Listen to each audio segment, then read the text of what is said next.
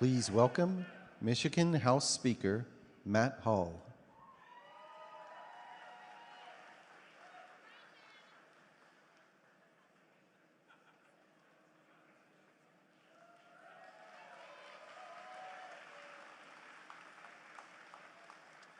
All right, thanks everybody. It's great to be here with you today, and it's an honor to talk about a president who has delivered for Michigan and who cares about our community. President Donald J. Trump has always had Michigan's back.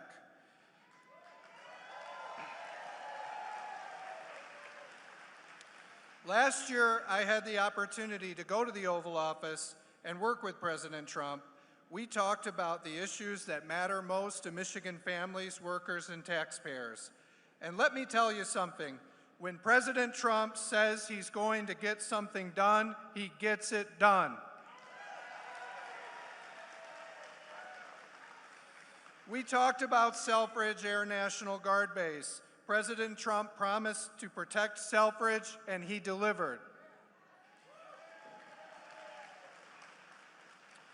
And that means that 5,000 jobs are protected and $850 million of economic impact to Michigan, and that fighter mission is going to keep that base open for another 30 to 40 years. We talked about the Asian carp that's threatening to invade the Great Lakes, the invasive fish that puts our $7 billion commercial and sport fishing economy at risk, and President Trump listened.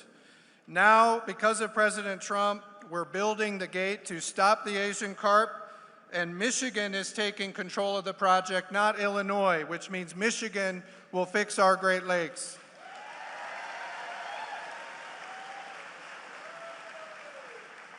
And that's not it. Today, the traffic started flowing over the Gordie Howe Bridge because President Trump stepped up and made a fair deal for the people of Michigan. For years, Michigan was stuck in a bad agreement where Canada controlled all the toll revenue and they got to make all the decisions. And Michigan was just a passenger. But because of President Trump and the New Deal that he negotiated, the United States will receive a 50-50 share of the toll revenue. That's $300 million.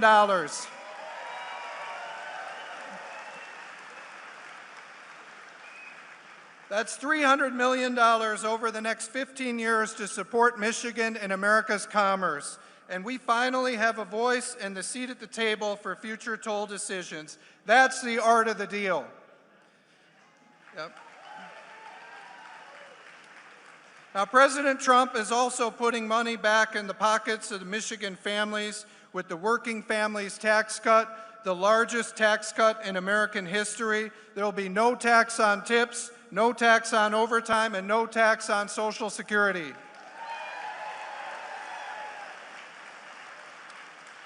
And here in Michigan, we've amplified those tax cuts with no tax on your state taxes on tips, overtime, Social Security.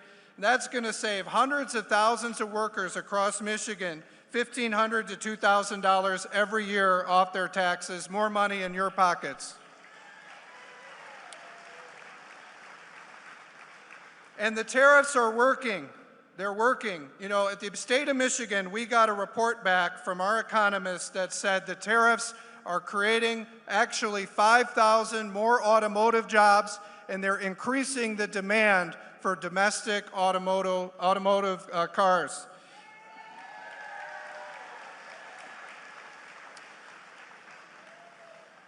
And and President Trump has given us a leg up by ending Joe Biden's failed green energy scam.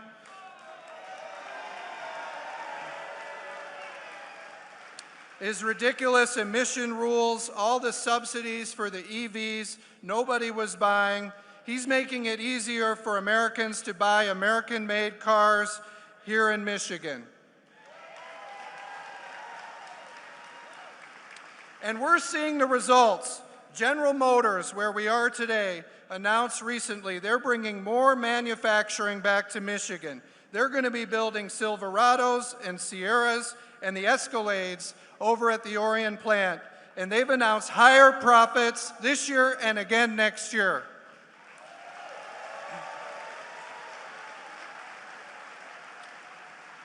And that's all because of President Trump's trade policies and his tax policies to protect taxpayers and American workers. Now, we're at the state of Michigan working with President Trump to cut waste, fraud, and abuse from our government. Just last week, we passed a law implementing President Trump's work requirements for welfare benefits in Michigan. And this is just common sense. If you want free health care and you're able to work, you should be working. If you're able to get an education, you should get an education. And if you're not working or going to school, you should at least be volunteering. We're just saying, get off the couch, put down the PlayStation controller, and get involved.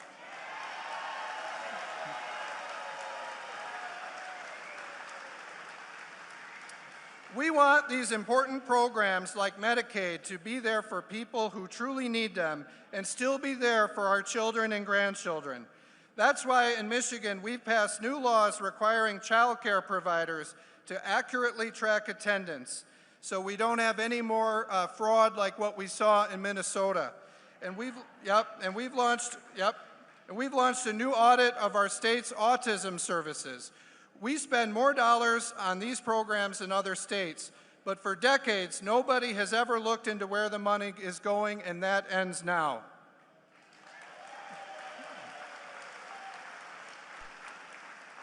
We're going to get to the bottom of it, stop fraud, and make sure taxpayer dollars support real patients and real families. We're forcing Gretchen Whitmer's administration to work with President Trump's team to check Medicaid and food stamp rolls. We're going to remove illegal aliens from the rolls and stop people from committing fraud with our tax dollars.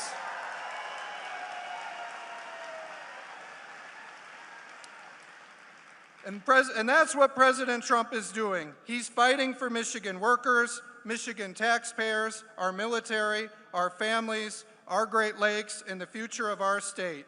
Michigan needed a president who would stand up and fight. Joe Biden did not do it, but President Trump answered the call. This is what real leadership looks like. This is what putting America first looks like, and this is what putting Michigan first looks like. We're very grateful to have President Trump here with us today. Thank you. Yep.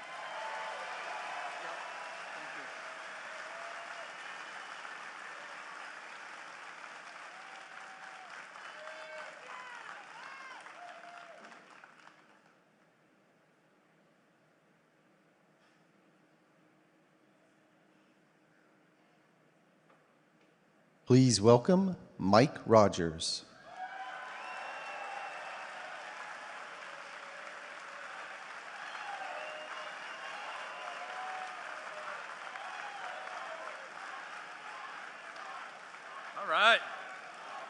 Wow, this looks like a crowd that's ready to fight for freedom, huh? Love that. I have to take a point of personal privilege, if I may. We are blessed to have so many very talented General Motors executives and engineers, designers, testers. My wife has a request for you. Please, please bring back the CTS Coupe. My God. All right, now I can go home. This gets me out of trouble. Listen, I grew up not far from here, was building cars at the Cars and Concept, built the Chrysler convertible on the assembly line. My brother was a UAW worker at the Flat Rock plant. You think about how important automotive is to our state, certainly to our family. It's important. And making sure we don't slip backwards 1 inch, also important. If you think about the way they do it here at General Motors, remember that 67 Stingray Corvette? Yeah, baby, yeah. I keep working on my wife. One day I'm going to own one of those, I promise you. You think of that car. It was spectacular. It's iconic. The Chevy Suburban was started in 1935. Think of that. They improved it. They engineered it. They moved forward. They fought for its market share every year. Well, guess what? Michigan citizens today, 60% of us say that Michigan's going the wrong direction. Think of that. And I say, why? Why does this happen? For the last quarter century, we've had two Democrats speaking the same way, talking the same way, and voting the same way in Michigan. And what was the result in that quarter century of total Democrat monopoly in the United States Senate for Michigan? We've lost 200,000 manufacturing jobs. We have the highest utility rates. Yeah, you bet, you can boo that. We have the highest utility rates in the Midwest, about 17% higher than the national average. We have the highest auto insurance rates in the country. The average homeowner now in Michigan for the first time is 40 years old. And here's the worst of all of them. We went from top tier in education to 45th. Oh, yeah. Over half of our fourth graders can't read in the fourth grade. If you can't read in the fourth grade by the fourth grade, think of this, you have a 70% chance of going to prison or being on welfare. Over half of our fourth graders can't read in the fourth grade. Man, do we need a change in Michigan. And I'll tell you this, the president is doing his part. You look around the country, they're scoring some big wins in manufacturing. General Motors is doing its part here for us. Thanks, GM, for being part of the reshoring movement right here in Michigan. Unbelievable. But I tell you what, we got to send President Trump some help. Well, come on, people, aren't you excited about that? I think we should send the first Republican in a quarter century back to help this president help our manufacturing right here in the great state of Michigan. And I'll tell you what, when we do this together, our kids are going to read again. We're going to get defense industrial base work back here again. We are going to make sure there's shop in every high school. We are going to grow opportunity. We're going to bring our prices down. And I will tell you this, if you believe, like I do, that this is the time for change, to change that quarter century of a managed decline managed by our two Democrats, this is the time that we will stand up and get Michigan up off of her knees. We will be the envy of manufacturing around the country again. And with your help, we're going to make it happen. God bless you all. Take care. Get fired up. God bless.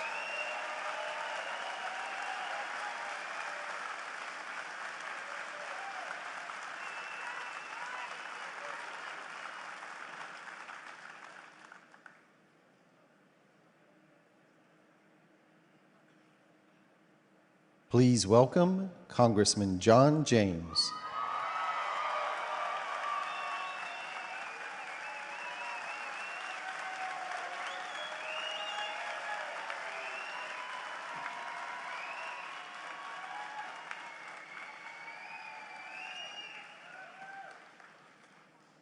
First of all, I want to say thank you to President Donald Trump for his complete and total endorsement of my campaign to be Michigan's next governor.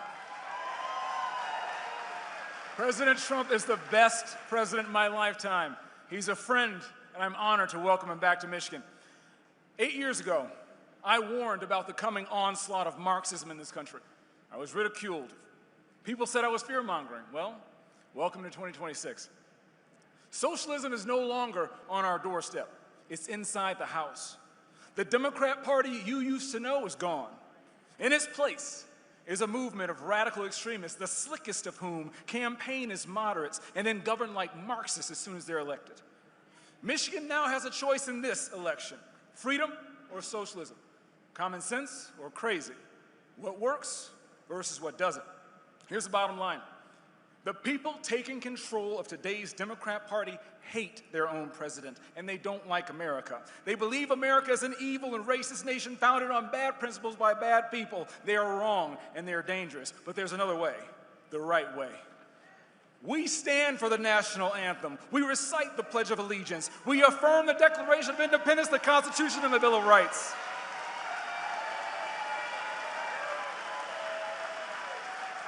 We are proud to be Americans, and we are proud to have a president who loves this country, believes in the greatness of this country, and is willing to tell the truth about the radical left that wants to tear down our republic, abandon the American dream, and turn their back on God.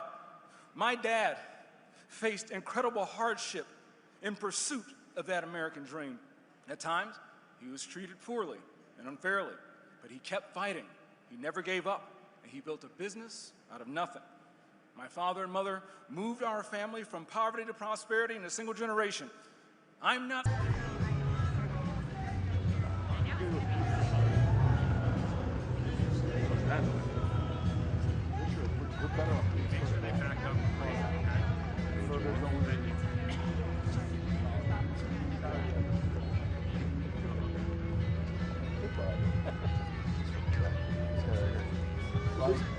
Can we separate? I don't want to be next to this guy anymore. I got all my X's here. X, all my X's in one spot. So take 2 steps back from the barrier. I'm sorry. Hey, where'd you come from? Oh, wow.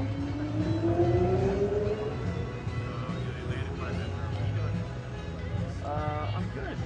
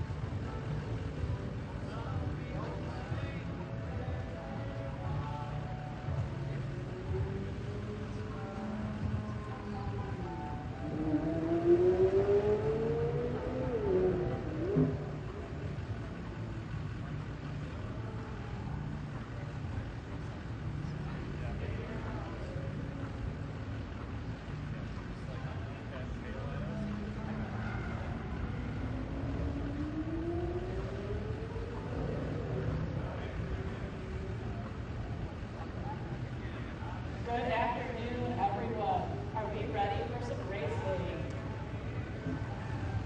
We can do better than that. My name is Carson White, and on behalf of General Motors, welcome to the Vehicle Dynamics Test Area at the Milford Proving Ground. You're sitting on 67 acres of pristine asphalt, nearly 59 football fields of pure automotive playground where horsepower meets opportunity, and every inch was built to test the limits. We're honored to welcome the President, Donald J. Trump, along with his distinguished guests, to the most iconic test facility in the automotive world, the Proving Ground that set the standard for vehicle testing.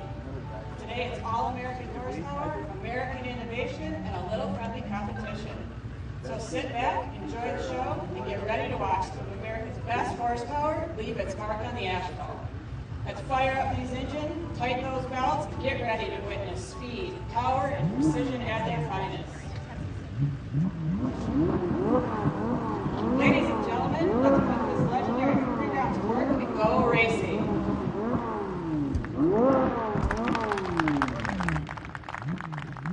Out in the distance, Josh J.B. Robbins from Willowick, Ohio, in the Cadillac CT5E Blackwing, and Brent B. Ray from Clio, Michigan, in the Chevrolet Z06, demonstrating that agility, precision, and the American ingenuity still matter when the road starts to turn. But here in front of you, it's a straight shot to victory. The countdown is coming. Heat 1 starts now. In the left lane, the Cadillac CT5E Blackwing, fastest Cadillac ever built, packing 668 horsepower, proudly manufactured in our state capital of Lansing, Michigan. Behind the wheel, Jeff Geoff Holbein from Woodstock, Illinois. In the right lane, the Chevrolet Z06, true race car for the street, bringing 670 horsepower to the fight and assembled in Bowling Green, Kentucky. Driving today, Jason Cole from Seattle, Washington.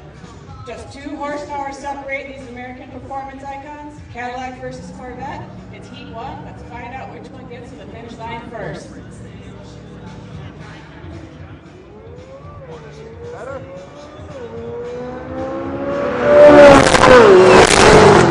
And the Z06 takes it. Heat 2 is rolling to the line.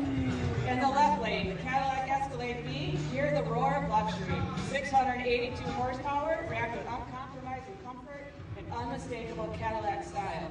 Built Arlington, Texas, behind the wheel, Ben Hogan from Grangeville, New York. In the right lane, the Hummer EV, the original EV super truck, unleashing a staggering 1,160 horsepower, representing the Motor City, built in Detroit, Michigan, driven by light curvy Corvette. I go up, Flint, there's Michigan. minivans here. It's B-Series muscle versus electric might, 2 American giants, 1 finish line. Heat 2 starts now. Let's go racing. They're minivans.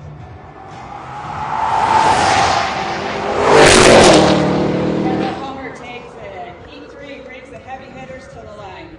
In the left lane, the Chevrolet ZR1, the king of the hill, is back, delivering an incredible 1,064 horsepower, built Bowling Green, Kentucky, driven by Grant Dennis Ford from Clarkston, Michigan. In the right lane, the Chevrolet Corvette ZR1X, America's first hypercar. The jaw-dropping 1,250 horsepower is the quickest American production car at 8.675 seconds in the ZR1X. Also built in Bowling Green, Kentucky. This is Corvette versus Corvette, King versus Challenger. Bowling Green built them both, but only one gets the win light. Heat 3, let's make some noise.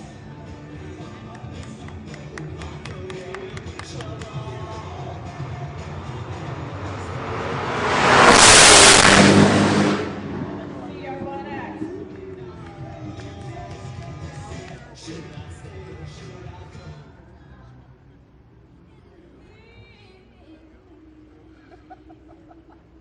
All right, to wrap up this event today, Heat 4 is bringing on the horsepower.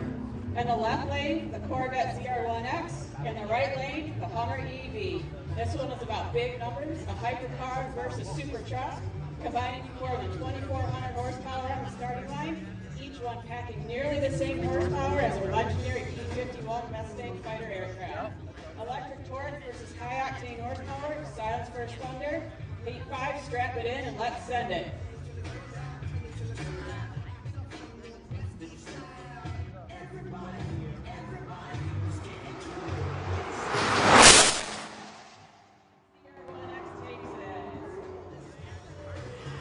Ladies and gentlemen, hope you enjoyed the show. Let's hear it for our drivers. As today's event comes to a close, we'd like to thank the President, Donald J. Trump, for taking the time to join us here at General Motors Vehicle Dynamics Test Area. It's been an honor to welcome you and your distinguished guests to the longest operating proving ground around the world. Today we've celebrated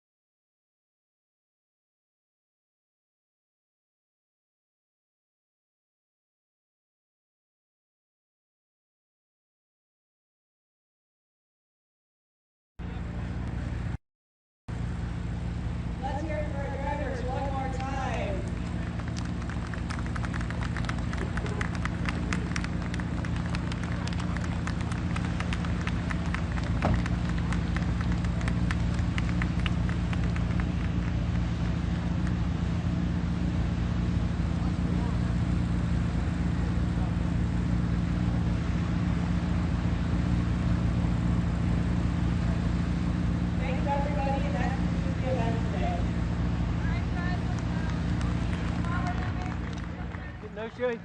Yeah.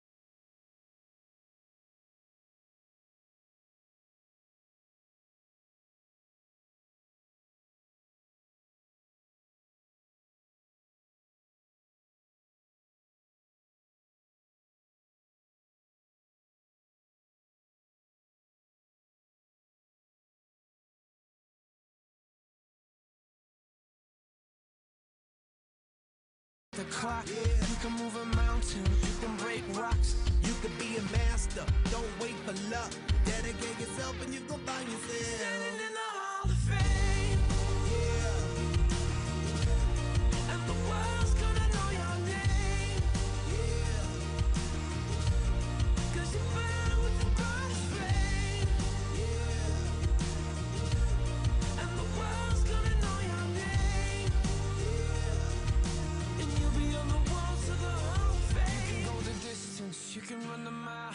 You can walk straight through hell with a smile. You could be the hero, you could get the gold. Breaking all the records they thought never could be broke. Yeah, do it for your people, do it for your pride. Are you ever gonna know if you never even try? Do it for your country, do it for your name. 'Cause there's gonna be a day when you're standing in the Hall of Fame. Yeah. And the world's gonna know your name. Yeah. 'Cause you burn with the brightest flame. Yeah. And the world's gonna know your name. Yeah. And you'll be on the walls of the Hall of Fame. Be a champion. Be a champion. Be a champion.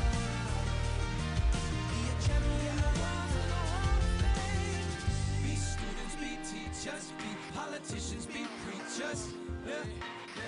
Be believers, be leaders, be astronauts, be champions, be truth seekers. Be students, be teachers, be politicians, be preachers. Yeah. Be believers, be leaders, be astronauts, be champions. Standing in the Hall of Fame. Yeah. And the world's gonna know your name. Yeah. 'Cause you burn with the brightest flame. And the world's gonna know your name. And you'll be on the walls of the Hall of Fame. You can be the greatest, you can be the best. You can be a chain card hanging on your chest. You can be a hero, you can be the world. You can be a champion hanging on his back. You can throw your hands up, you can beat the clock. You can move a mountain, you can break rocks. You can be a master, don't wait for luck. Dedicate yourself and you can find your place standing in the Hall of Fame.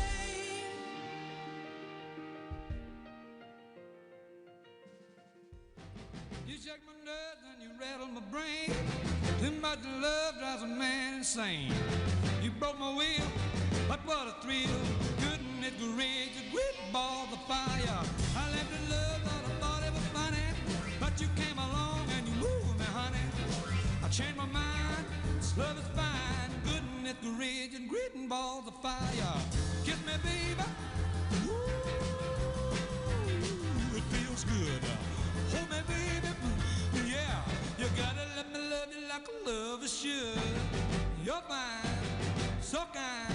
I'm gonna tell this world that you're mine, mine, mine, mine. I chew my nails, I twiddle my thumbs. I'm getting nervous, honey, but it sure is fun. Come on, baby, you drive me crazy. Goodness gracious, great balls of fire.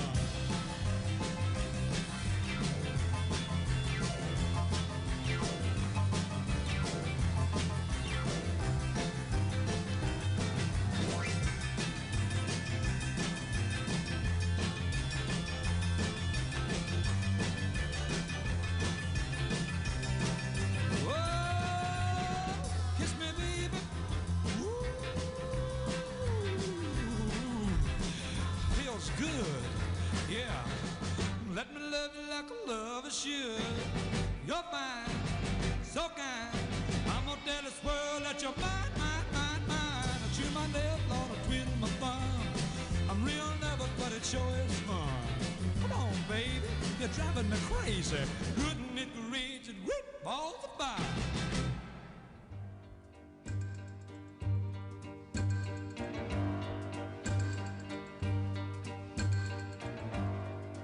You don't own me. I'm not just one of your many toys. You don't own me. Don't say I can't go with other boys. And don't tell me what to do. Don't tell me what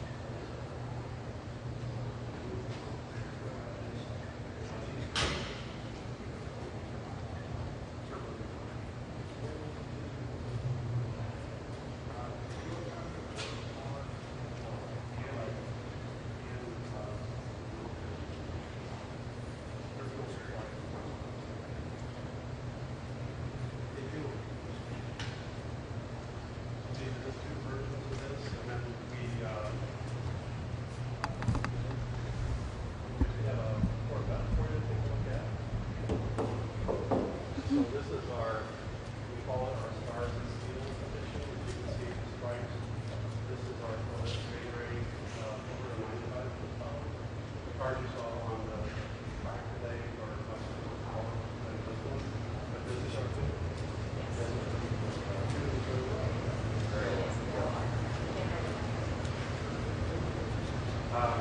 For us, yeah. This one is roughly around 7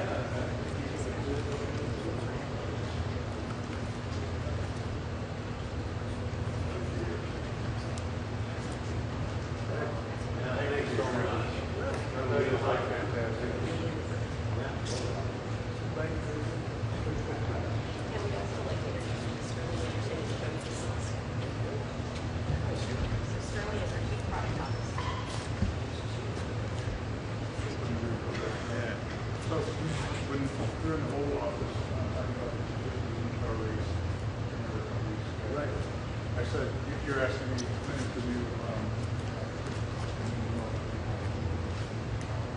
I said, well, we're the design finish. But I said, we can get the car. Top to $300 to $400,000. We haven't done hand-built cars. But the interior for this would be largely what you'll see in the presidential separated. Anything you want. So if you'd like to take a look at your city, you can do whatever you want.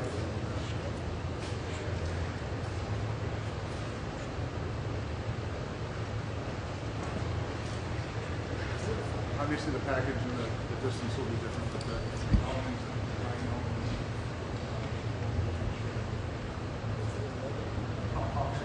There's no two of these that are the same. They kind of told about Vanderbilt.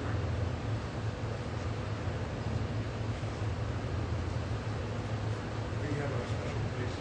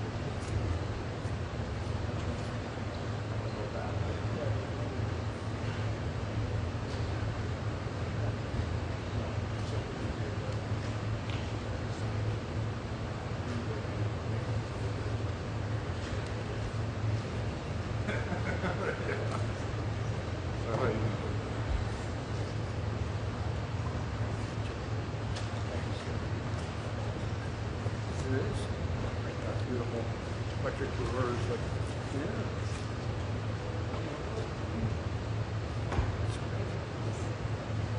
They have to do your own customers. Yes.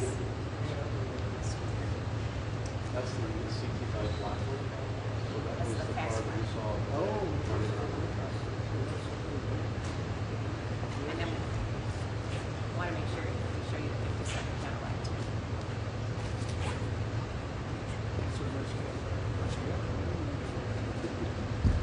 probably some ton in your history that, Yes.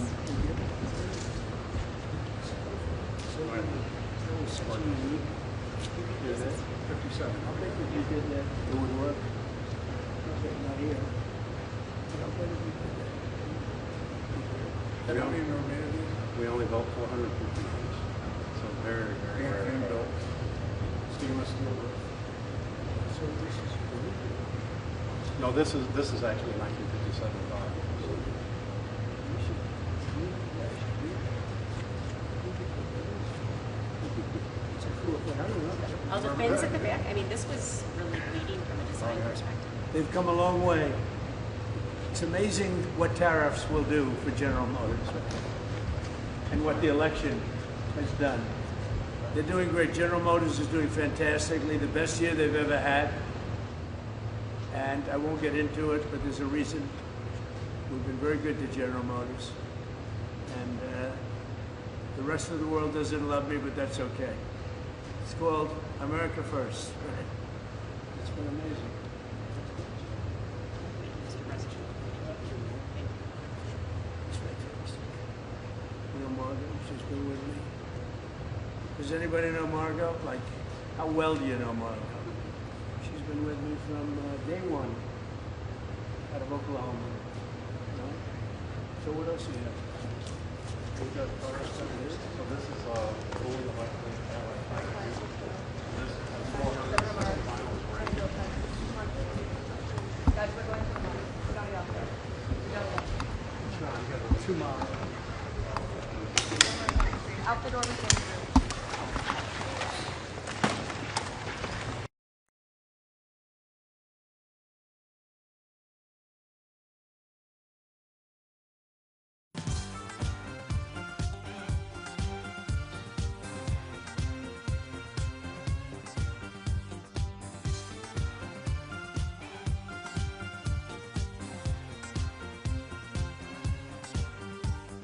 Sitting here eating my heart out.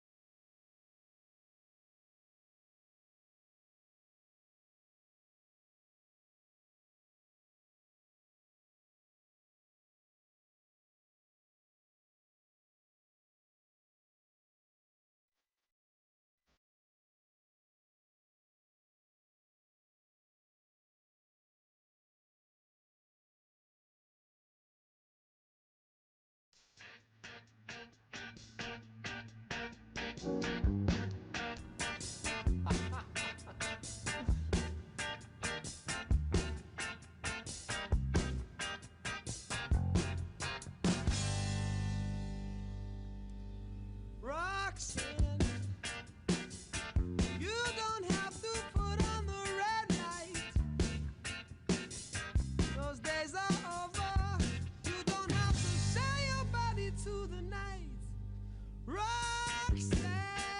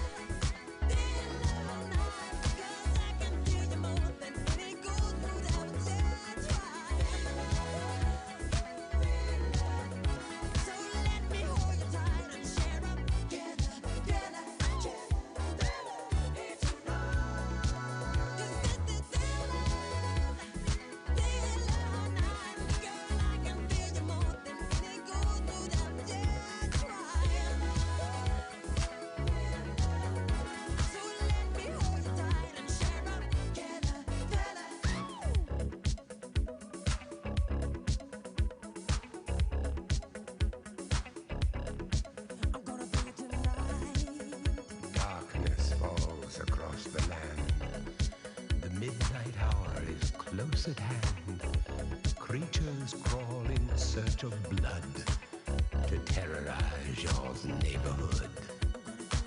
And whosoever shall be found without the soul for getting down must stand and face the hounds of hell and rot inside a corpse's shell.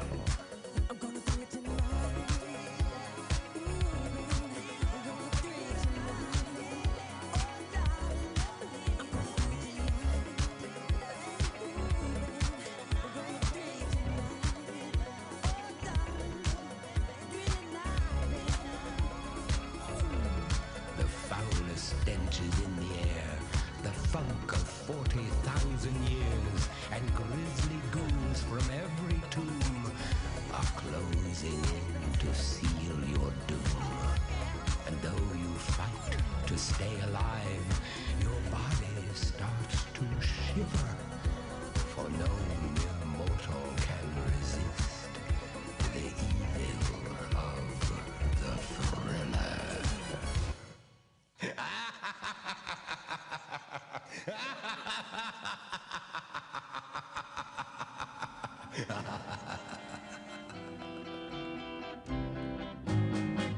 Hold me close, hold me tight, make me thrill with delight.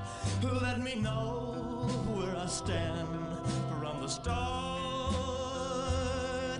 I want you, I need you, I love you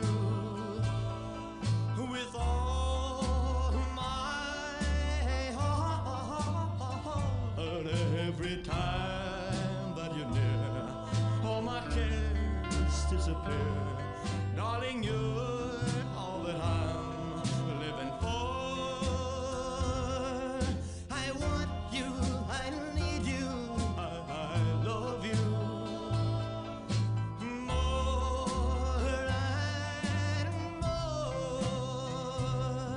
I thought I could live without romance until you came to me. But now I know that I will go on loving you eternally. Won't you please be my own? Never leave me alone, 'cause I die every time we're apart. I want you, I need you, I love you with all my heart. Well, I thought I could live without romance until you came to me. But now I know that I will go on loving you eternally. Won't you please be my own? Never leave me alone, 'cause I die every time we're apart. I want you, I need you,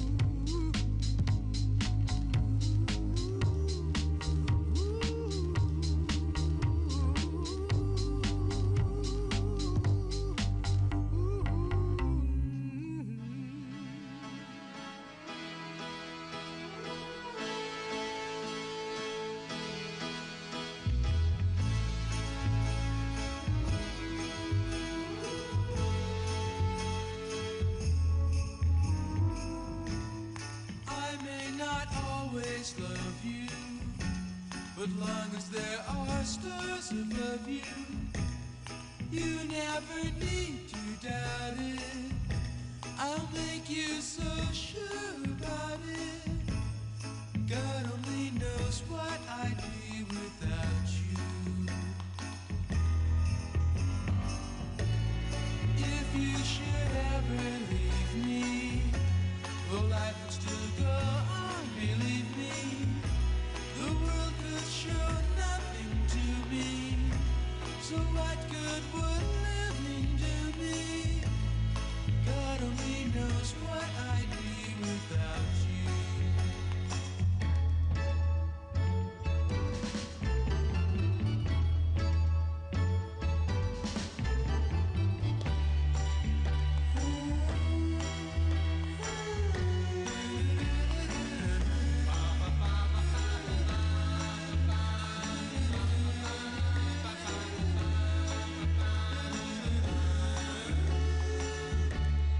God only knows what I'd be without you. If you should ever leave me, though life would still go on, believe me. The world could show nothing to me. So what good would living do me? God only knows what I'd be without you. God only knows what I'd be without. God only knows what I'd be without. God only knows what I'd be without. God only knows what I'd be. God only knows what I'd be without. God only knows what I'd be.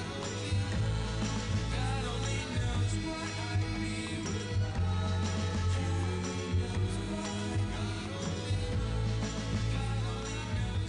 I'd be without.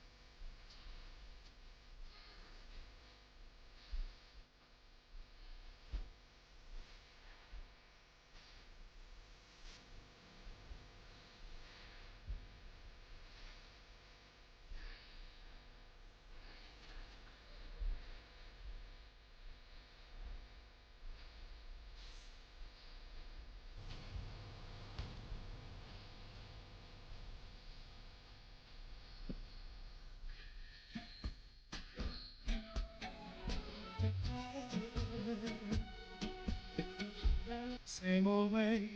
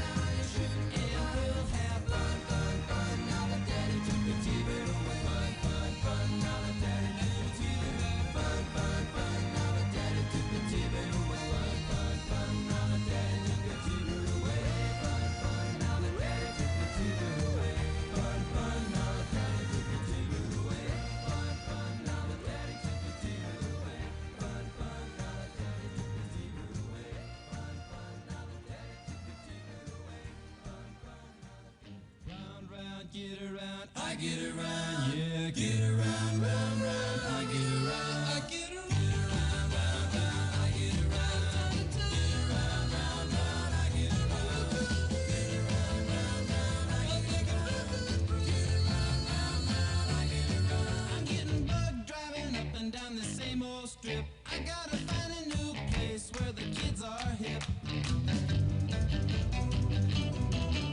My buddies and me, you're getting real well known. Yeah, the bad guys know us and they leave us alone. I get around, round, round, round. I get around, get around, round, round. I get around, get around, round, round. I get around, get around, round, round. I get around, I get around, get around, round, round.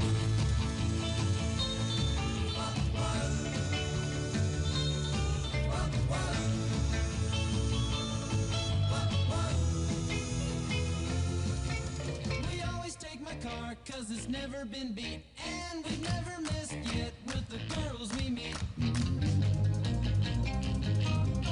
None of the guys go steady, cause it wouldn't be right to leave your best girl home on a Saturday night. I get around, round, round. I get around, get around, round, round. I get around, get around, round, round. I get around, get around, round, round. I get around, I get around, round, round. Get around.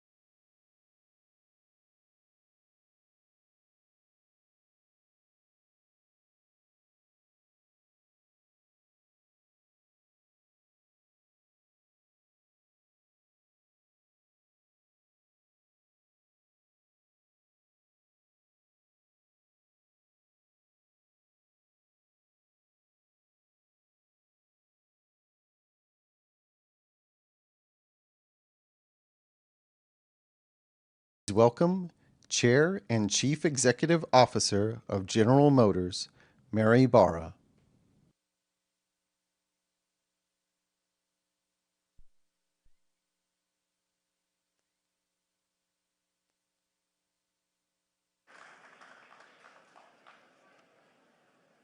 Thank you very much.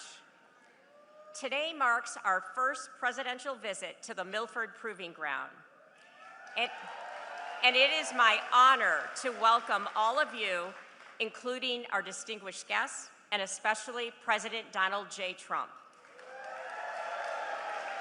On the tracks and in our labs, we test everything we build in the U.S., from trucks that move America to technology that will take us back to the moon. And for 100 years, we have engineered and built our vehicles right here at home, because GM's story is part of this country's story. This month, we celebrate America's 250th anniversary, and I want to recognize the people who built this country, like the talented and dedicated team members with us today. We employ more people than any other automaker in the U.S., and we will spend more than $16 billion this year on manufacturing and research and development. This reflects our continued strong commitment to the United States. So thank you all for being here today.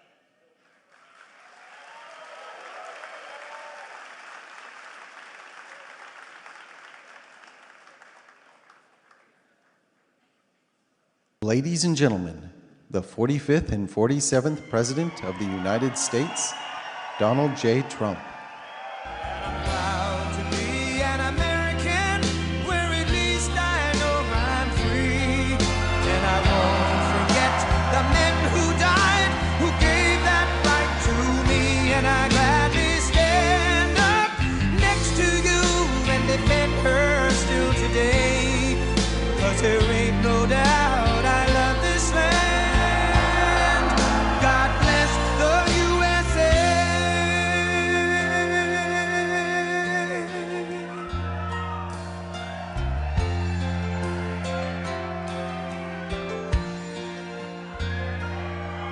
From the lakes of Minnesota to the hills of Tennessee, across the plains of Texas, from sea to shining sea, from Detroit down to Houston and New York to LA, where there's pride in every American heart, and it's time we stand and say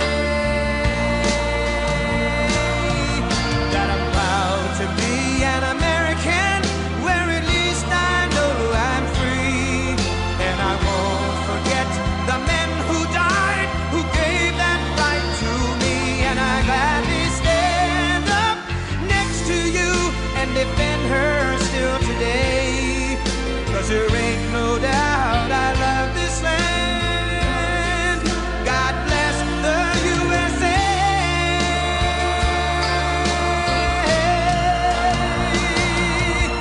And I'm proud to be an American, where at least I know I'm free. And I won't forget the men who died, who gave that right to me. And I gladly stand up next to you and defend her still today. 'Cause there ain't no doubt I love this land. God bless the USA.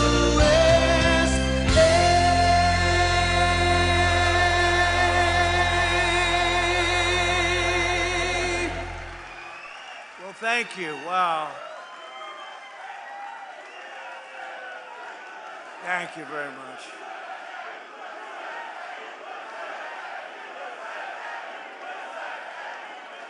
Well, thank you very much. It's an honor to be back. I love this place. I won this place. It's beautiful. This beautiful state. We won by a lot. Great to be back in Michigan, and hello to the men and women of General Motors.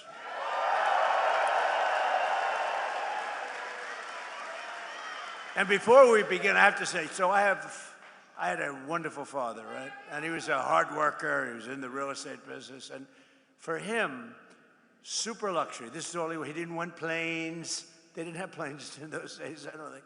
He didn't want anything. You know what he wanted? A Cadillac every 2 years. This was to him the sign of luxury. This was the greatest thing. And he got every 2 years, like you could count on it. You could set your clocks by it. And by the way, speaking of that, let's get rid of daylight saving time stuff, okay? We have a bill in. Hopefully the Senate's going to approve that one. The House approved it, and we're going to get rid of that, just to mention, you know, it's called the weave, right? We always get back to the right subject. But anyway, I did. I had a father, his luxury Mary, his super, that's all he wanted. He just wanted a brand new Cadillac, and I have to tell you a little secret. He had it stretched a little bit. This way he could be his own chauffeur. He wouldn't have to hire a chauffeur. He could drive it himself, or he could have somebody else, but he could also drive it himself. Did you ever hear that? This could be a new concept for a car. But I had a wonderful father, and he loved Cadillac, and I'm thrilled to be back in this beautiful state, and I'm honored to be the first sitting president to visit one of the most storied places in the history of American auto making, and that's the world-famous General Motors Proving Ground. And we just got back. We watched some cars, and they are beautiful cars, but I was very also impressed with, that was the largest piece of asphalt I think I've ever seen. I've seen a lot of big asphalt, but I've never seen one that big. I said, you gotta be kidding. But over 100 years, General Motors carved a 5.5-mile test track out of Michigan earth and built a crucible for American cars that would change the world, and that's what happened. You have changed the world, and maybe more importantly, you have made a comeback like very few companies. You are doing really well, and Mary and your whole group have done a fantastic job. They love their cars. One of the top executives I just met, he was showing, he said, you know, sir, I just love the cars. I just love these cars. And I thought that was nice. This land bears the tire marks of every model of the legendary Chevy Corvette.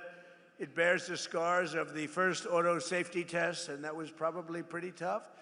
And ever since the presidency of the late, great Ronald Reagan, who in all fairness, who I liked, but he did allow our cars to disappear into Japan and other locations. We cannot do it.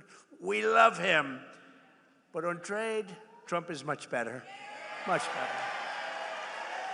But this facility is proudly designed, built, and tested. The presidential limousine, affectionately known as the Beast. Have you heard of it, Mr. Mayor? I want to thank the CEO of General Motors, Mary Barra, as well as the president, Mark Royce, and the entire leadership team. Mark, really great job. The whole leadership team, the job that you've done over the last number of years especially has been incredible, and it's a display of speed and skill. Horsepower goes into these cars, and everyone's talking about General Motors, including me. That's why I'm here. And more importantly, thank you to the auto workers, the technicians, the mechanics, the welders, the engineers of General Motors, because there's no finer group of people. And it was workers like you who built this country, and now it's the men and women like you who are making it bigger, better, richer, and stronger than ever before. We are doing unbelievably well as a country. We're building more auto factories and more plants than at any time in the history of our country. And someday the fake news is going to be writing stories about it. They don't like to write those stories. That's why they call them the fake news. But for decades, the auto workers and manufacturers of this great state were sold out and betrayed by globalist politicians and corrupt special interests who let other countries steal your jobs, pillage your factories, and loot the crown jewels of American industry from Detroit and all over our country. They were ripping us off, not only in the auto business, but in many other businesses. Every president before me promised to stop it, but none of them did anything. They did nothing. But now, at long last, Michigan finally has a president who stands up for Michigan auto workers and puts America first. You know, you had a leader. I don't know if he's still with you, Sean Fain or something. This guy was bad news. I never spoke to him, never saw him. He was a Democrat. He thought that Biden or Kamala would be wonderful. You would have, Mary, I hate to say it, you wouldn't have an auto industry right now if they got elected. You wouldn't have an auto industry. But I don't know what happened to the guy. Somebody said he got fired, but I can tell you, the people that count, those people love Trump. Because I've done more for you than your parents, okay? Your parents are good. I'm not going to knock your parents, but I have been better to you than your parents. That I can tell you, and they would agree with me. Wherever they may be, they would agree. Today, I'm proud to say that the auto industry is back, and America is back, and it's pulling Detroit and Michigan along with it. Our country is so successful, it's pulling it along, but you have some great representatives that are going to become governor, senator, congressman, women. But you have some great people. I'm going to mention them in a second. Because under Sleepy Joe Biden, hold it. What's better, Sleepy Joe Biden or Crooked Joe Biden? Let's go. Sleepy Joe Biden, Crooked Joe Biden. They're both true. They're both very true. The United States had the highest trade deficit ever recorded. So we had the worst trade deficit, and our country was losing more than $1 trillion a year on trade every single year, and it got worse and worse.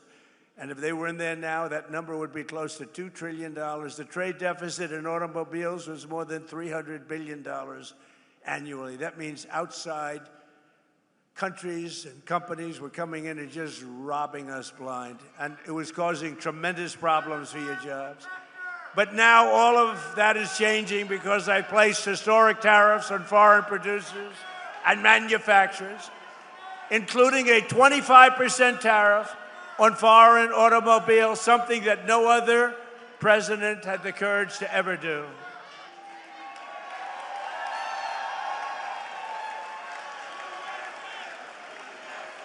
He's a communist. He's a communist.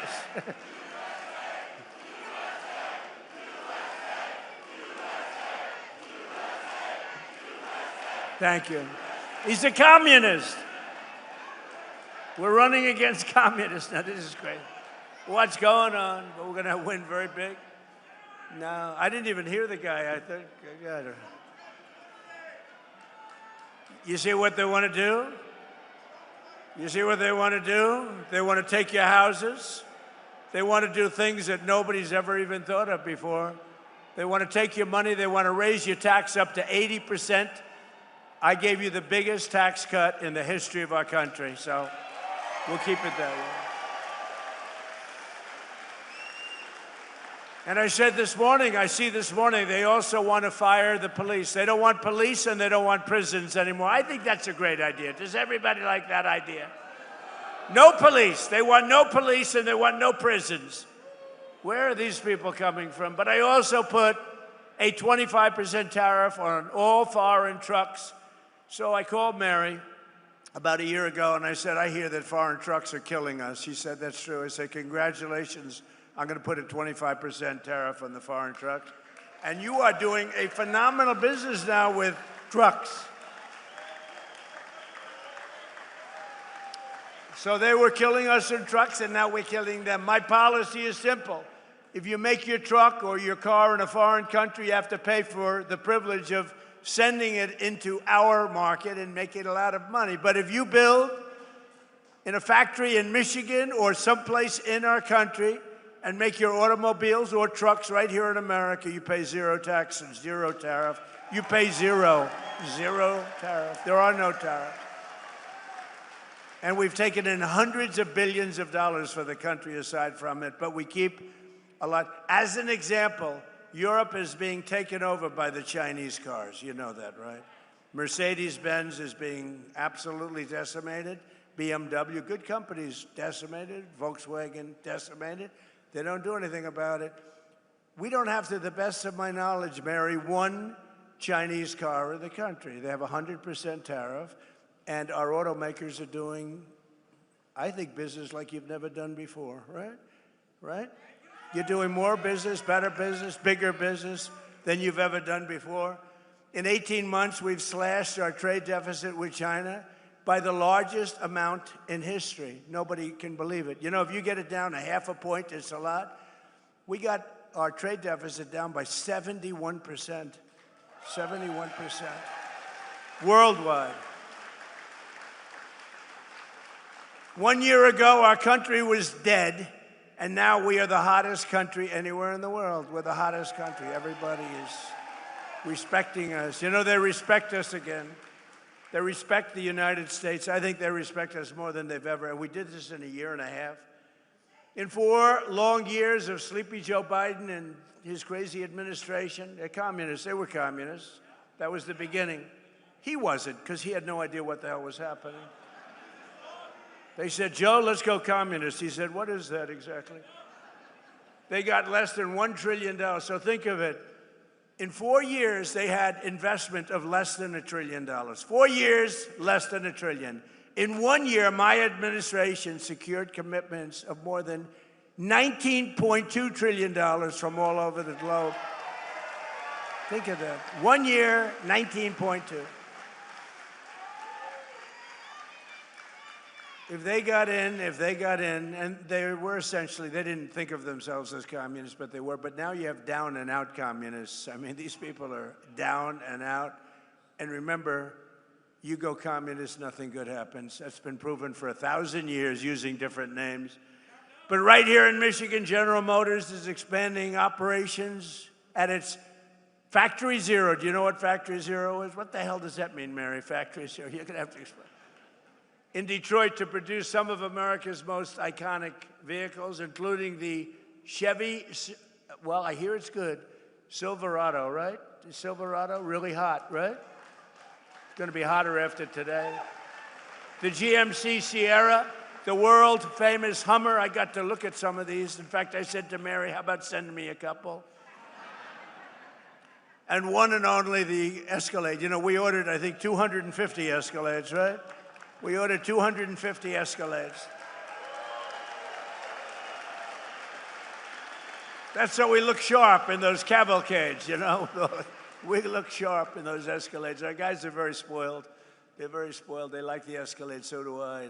They were great to deal with. General Motors, they're making literally 250 of them, and it was about time.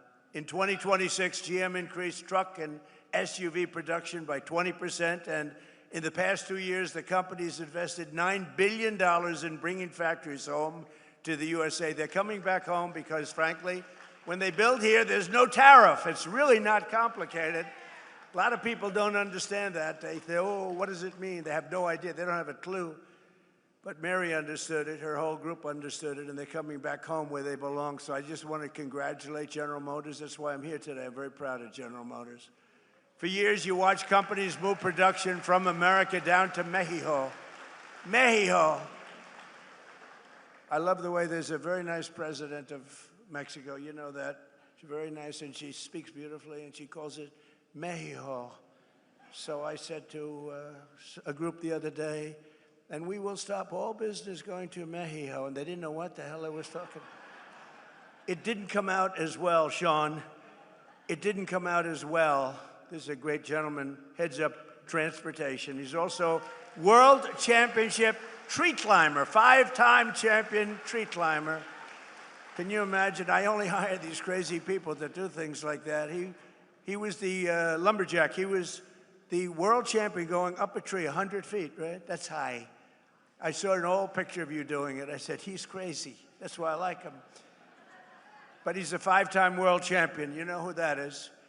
So, and his wife maybe is even superior, a big star of television, Rachel. She's doing all right. Sean Duffy, Rachel Campus Duffy. But you know, I liked him a lot. I always liked him. But when I heard he was a world champion of a tree, but any kind of world champion I'm okay with. When you're a world champion of anything, but that's pretty good. But down in Mexico, and they're coming back, and production's moving from Mexico, and companies are actually moving production from Mexico back to America. Before they left, they went the other way. Now they're all coming back. Toyota, Hyundai, and others are relocating production back to the U.S. Ford is investing $3 billion to build parts of its new pickup truck in central Michigan. All these things I told you, but only Brian. Where's Brian? Come here, get up here, Brian, will you please? He's the only guy that believed me. But boy, did he believe me. I wanted to, just hop over. Come on, don't worry about it, Secret Service, he's okay. Come on up here, Brian. See the way he can do that? Look at that. He evaded Secret. I'm sure they're thrilled. Come here, say a few words. Thank you, Mr. President. Well, we can thank this gentleman right here for all these jobs coming back, and I hear it all the time from all my connections at all the different auto plants around the Metro Detroit area. Jobs are coming back to America. You know, Kamala Harris was running against this guy when he ran for re-election. She wanted to get rid of the internal combustion engine, and crazy Sean Fain endorsed her. So we've got to change the mindset. We've got to build, if they want to sell in our market, they got to build it in our market. And that's what this guy told them. So thank you, Mr. President. It's because of you, you saved our domestic auto industry. Thank you.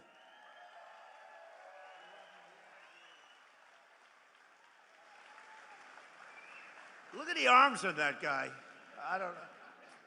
He's been, he's been with me from day one. The first time he said, years ago. And I think I produced, Brian, would you say I produced even more than I said, right? Yes, sir. Even more. Yeah, exceeded expectations. True. We like that. Thank you, Brian. He's a great guy, and he's got a group of followers that are unbelievable. Where are they? Oh, yeah, there they are. He's got a great group of people. But for decades, we were told that it was totally impossible to bring back American manufacturing. Obama would say it. Remember Barack Hussein Obama? Obama. He was so bad for the auto industry. I don't know. Honestly, I don't know how you vote for Democrats because they are so bad for the industry. But it turned out that all you really needed to get him back was a new president, somebody that understood business, understood what it was all about. I've been complaining about it for many years. On day one, I ended Biden's insane electric vehicle mandate that would have crushed the U.S. auto industry forever, would have never come back. Remember that? Everybody was supposed to have an electric car within, 15 minutes. And I don't want to say this in front of Mary because she'll change your mind, but it takes far fewer people to build an electric car. That doesn't mean they work better, but it takes, and if you want an electric car, they make electric cars too. But if you want to buy a combustion, if you want to buy anything you want, they make. We don't want to do that stuff, but right now we've been right on that bet. I said, no, it's not going to happen that way. I terminated Biden's disastrous cafe fuel standards. You know what that is?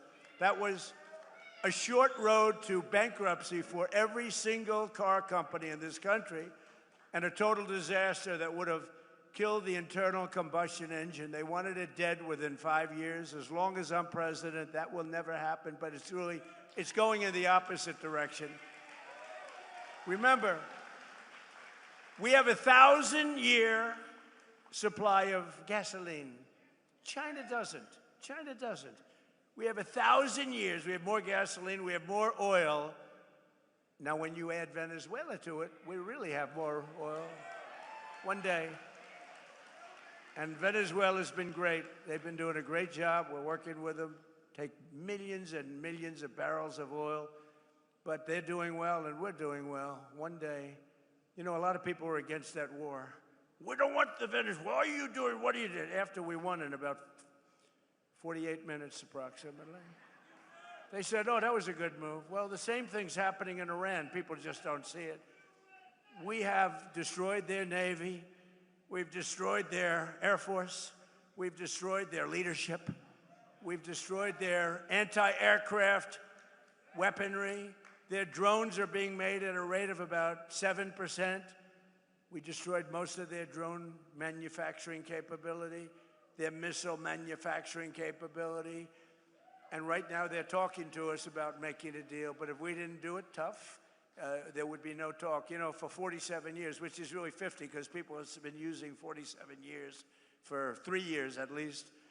But for 47 to 50 years, they have been talking, and all they do is tap everyone along. They were the bully of the Middle East, and they were the bully of us. And Obama came along and gave them tens of billions of dollars. He gave them $1.7 billion in green cash. Remember that? Put them on a Boeing 757, flew it to Tehran, $1.7 billion in green. He thought he could bribe them, and instead they thought, what a stupid country this is. How stupid. No, you can't bribe them. You got to beat them, and we're beating the hell out of them. But we'll see how it turns out. Right now, they have very friendly negotiations going on. And by the way, how good is our Navy with a blockade? How good? Not one boat gets in. We have a blockade. They'd love us to, please, we don't want the blockade anymore. They're saying, please, please, no blockade. And I approved the single largest deregulatory action in American history, repealing what is known as the endangerment finding, which will save American families an average of almost $3,000 on new cars, SUVs, and trucks. What a difference. And today I'm giving all American car companies the right to build what are known as tiny cars. You know what that is? These little, because I go over to Europe and I see these little cars all over the place. And I say, why aren't we making them? They send some over. But Sean Duffy, the Secretary of Transportation, has just cleared it. I was with him on the plane. I said, Sean, did you clear that? No, sir, not yet. I want it done now. Oh, it's done, sir. He knows what. He's very smart. He's a very smart guy. No, but you're all cleared, Sean? So your company, Mary, if you want, I mean, you have the choice. It's a tiny little, beautiful little car. I'm not sure I want to get hit by one of your Silverados, okay, or one of your Cadillacs, but you'll make them as safe as possible, right? You put a little cocoon around them. See, I would have been a wonderful automobile designer. But you have the right to do it, and they sell, you know, inexpensively. They're actually beautiful. I don't know if I'm going to be using one. I'm not sure if Secret Service would love me driving around in one, but there's a tremendous market for it, I think. It really is a tremendous market. They are quite something. And thanks to our Republican majorities in Congress, we also made interest on auto loans fully tax deductible, but only if the car is made in America. If it's not made in America, we have no interest in doing that. And I apologize for the air conditioning, but this room was not built for thousands of people. This room was built for a few people making cars, not for thousands of people. And it is a little warm up here, but I love that because every time I make a speech, I lose weight. It's wonderful. It's a wonderful way to lose weight. Under our leadership, investment is booming, incomes are rising, and the stock market has 73 all-time highs. Think of that. In a year and a half, we've had an all-time high. And your 401ks are up by $32,000 and more in just a year. And one statistic that I say, because, you know, the fake news, the reason they're fake news, they're terrible people in many cases, not in all cases. You have some professionals, but they refuse to say, there are more Americans working today in the United States of America than at any time in history. How about that? That's, to me, that's a stat that's hard to beat. And it was just announced that inflation is dropping at the fastest rate in more than 6 years. We're dropping it. You know, I inherited this mess. I inherited an open border where 25 million people came in. Many of these people were criminals, murderers, people from jails, people from mental institutions. I inherited that. We've got a lot of them out, and we're getting a lot of them out. We have to. We have 11,888 are murderers, many of whom, they say more than 50% of whom killed more than one person. We don't want them in this country. They allowed them to come in through the stupid open border. They came in like water. You've seen it. And right now, it was just announced, again, this is now the 15th month in a row, 0 people have come through our border illegally. 0.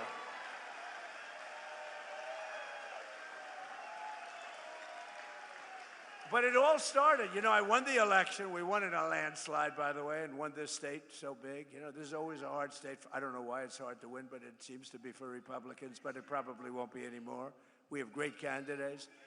But, you know, it's really amazing. They always try and blame me for high prices. I have my first news conference. I win. I have a news conference like a day later. And I say, any questions? Why are prices so high? You have to understand, I just got there. They say eggs. I remember eggs. Eggs were like 4 or 5 times higher than they were a few years ago. You couldn't get eggs. They wanted me to use plastic eggs for the Easter egg hunt because they were unable to get eggs. And I said, we'll take care of it. We got it taken care of quickly. Now eggs are much lower than they were when we first started. And that's true with everything else. And you'll see how true it's going to be after we get rid of the nuclear threat of Iran, which will be very quickly. But I had nothing to do with it. You know, they have this term. So here I am. I'm one day in office, and the fake news goes, affordability, affordability. I said, what's affordability? What's that all about? Prices are too high. I said, I'm here for less than 24 hours. But we've brought down prices. Last week, it was announced that inflation's gone down faster than at any time in the last 6 years. When the fuel comes down, which it did for a little while, then they didn't behave, and I had to go back, and now they're behaving again. You know, it's like playing a banjo. But every day we're fighting to put more money in your pockets, and that's what we're doing, and we're doing it better than anyone. At the same time, we're making this country safe, because we're not going to let lunatics have a nuclear weapon. You want to see disruption? You want to see some disruption? But with the help of our Republican majorities in Congress, I proudly signed the largest tax cuts in American history for the second time, because in my first term, we had the greatest economy in the history of our country. We got hit with COVID at the end, but we did a great job in that. Operation Warp Speed and the whole thing. We did a great job. Didn't get credit, but that's okay. But we had the greatest economy in the history of the country, and we're blowing it away this time. We're blowing it away. You're going to see the results very soon. I'm a little bit upset because in 2.5 years, you may have a different president. May.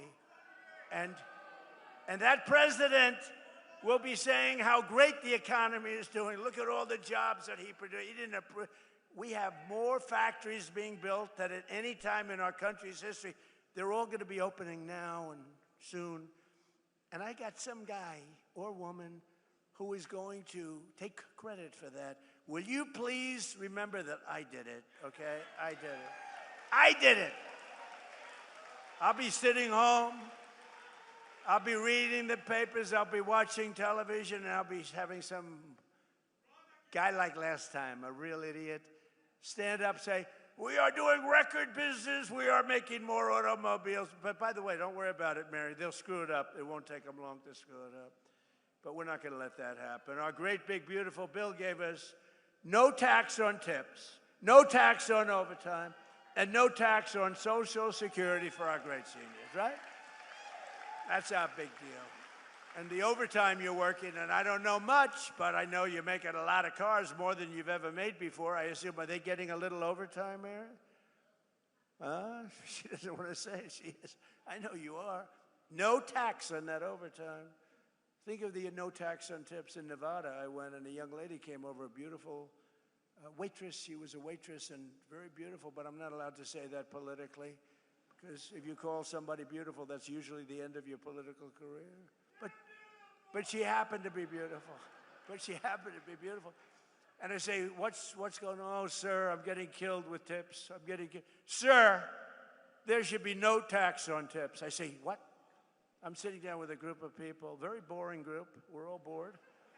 At my hotel in Las Vegas, and she comes up and she says, sir, there should be no tax on tips. I say it one more time. And I went outside. And I spoke to the fake news that follow me all over the world, looking for me to make one little mistake. If I make one little mistake, if I mispronounce a word, which doesn't happen often, if I fell, oh, they're waiting. They would love to. Because I knock. You know, you can't fall every single time you come up on a day. It's like Biden did. Oh, if I slipped even a little bit, it would be headlines all over the world. So I'm very careful, very judicious as I walk down the airline, way the hell up in the sky. Go nice and slowly. We don't want to give them, but it's true. It's like what they do. I mean, it's so unfair. But they know how well we're doing, and now they're starting to report it because they have no choice. Because every record that's being broken, all these records that are coming out, not only in your business, we're leading in AI. We're beating China in AI. Nobody expected that. We're building more plants than anybody in the world. And frankly, the businesses are all moving. You know, many of these businesses, they left here and they went to foreign countries. They went to Germany. They went to Mexico and Canada. They went to Japan. They went to South Korea, car businesses, a lot of businesses. And now they're coming back home where they belong. And according to a report released just last week, the great big beautiful bill saved more than 170,000 Michigan jobs. You saw that. Think of that. If you took 170,000 people off of your tax-paying payrolls, think of how many people that is, filling a big stadium up 3 times. But remember, every single Democrat, it's a new word that I use, Democrat. I just exchange the E for the U. It works out quite nicely, thank you. But they're Democrats. They want open borders. They want men playing in women's sports. They want transgender mutilization of your children. They want the transgender mutilization of your children for everyone, so I call them Democrats. And the Democrats don't want to have voter ID. And the Democrats do not, Brian, you know this, they don't want to have a thing called proof of citizenship. So why doesn't somebody want voter ID or proof of citizenship? Because they want to cheat, okay? There's only one reason. Actually, most Democrats do want it. It's only the politicians, because they could never get elected. If that ever gets approved, they will never get elected again. But every single Democrat in Congress voted against our massive tax cuts for working families. All of the things, the no tax on tips, no tax on overtime, no tax on Social Security, all of these things they voted against. They just voted against. They voted against voter ID. They voted in favor of the transgender mutilization of your children, in favor of men playing in women's sports. I've looked at men playing in women's sports. It's very unfair. I had one of the top NFL football players standing next to a wonderful female athlete, and they were playing a game of football. If you can believe this whole thing, this game did not work out very well. This was not a game that she will ever want to play again, I will tell you. The whole thing is crazy. There's something wrong. These people are crazy, and we can't let them get into office and ruin our country. We can't do it. And the congressional Democrats voting for tax hikes, they're voting for open borders. The Green New Scam are their side. Remember the Green New Scam? Everything had to be green, the world is going to collapse, it's going to be gone. 15 years ago, they were saying we only had 12 years left, but we're still here. But they're siding with the radical left communists taking over the party. They want, in other words, the normal socialists who can destroy a country, too. They're not going fast enough. Do you remember, like in one of my State of the Union speeches, I said, we will never be a socialist country. But I was right. We're going to be a communist country. That's what they want. They skipped socialism. Can you believe it? But communism is the greatest threat to our country in history, including even World War I, World War II, Pearl Harbor, or 9/11. I mean, this is a serious threat because they're going to promise all sorts of things. In 1 year, the country will be absolutely bankrupt. You'll live in squalor. You'll live in fear. You won't have police. You won't have firemen. You won't have anybody. You're going to be... It's a disaster. Even the thought of it is a disaster. And we have the hottest country in the world. We don't want to have it, and we have to be strong about it. We can't be nice. You know, a lot of the Republicans are nice. We're a very nice party. We shouldn't be so nice, to be honest with you. But we can't let them get their claws into this incredible They call it an experiment. I don't think it's any longer an experiment. This has been going on for a long time. We have good years, bad years. We're having the single greatest year we've ever had as a country. We're not going to let these people destroy it.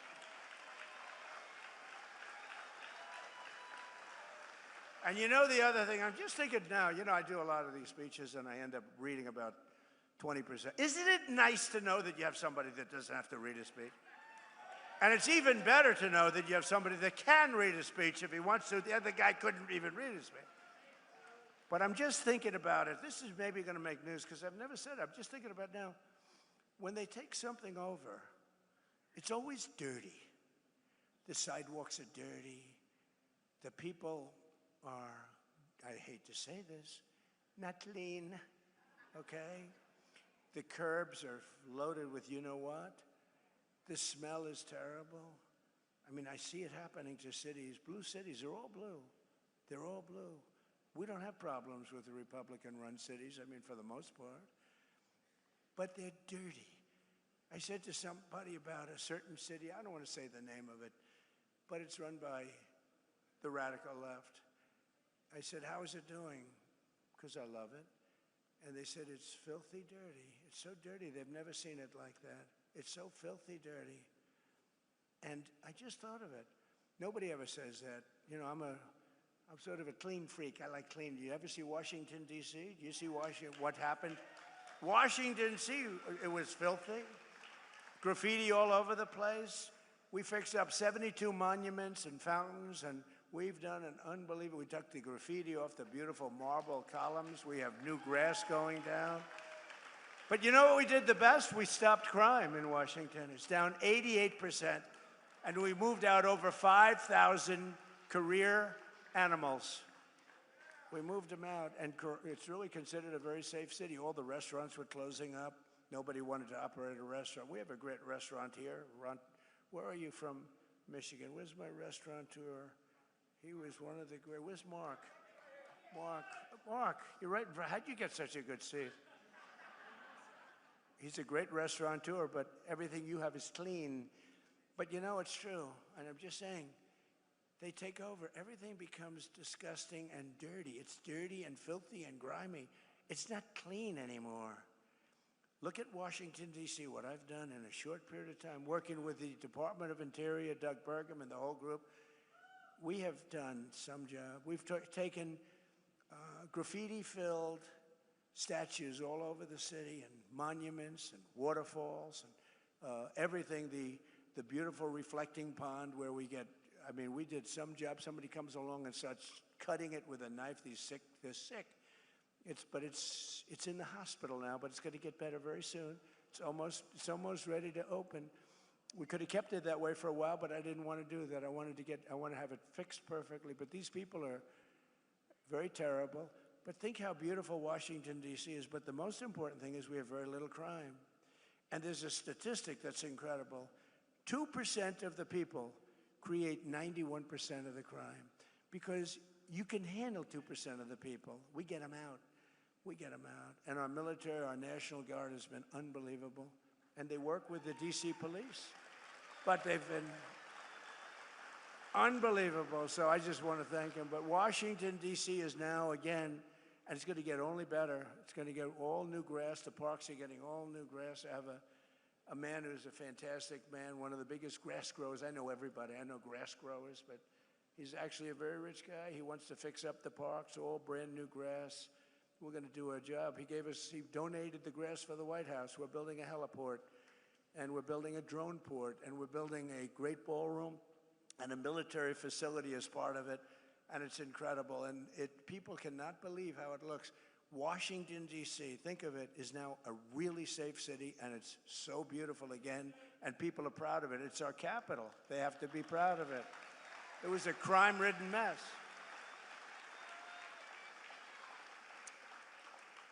And the other thing, I got a call from the governor of Louisiana, and he said, sir, we have Mardi Gras coming up in New Orleans. Could you please help us? We are such a disaster. The crime is so bad.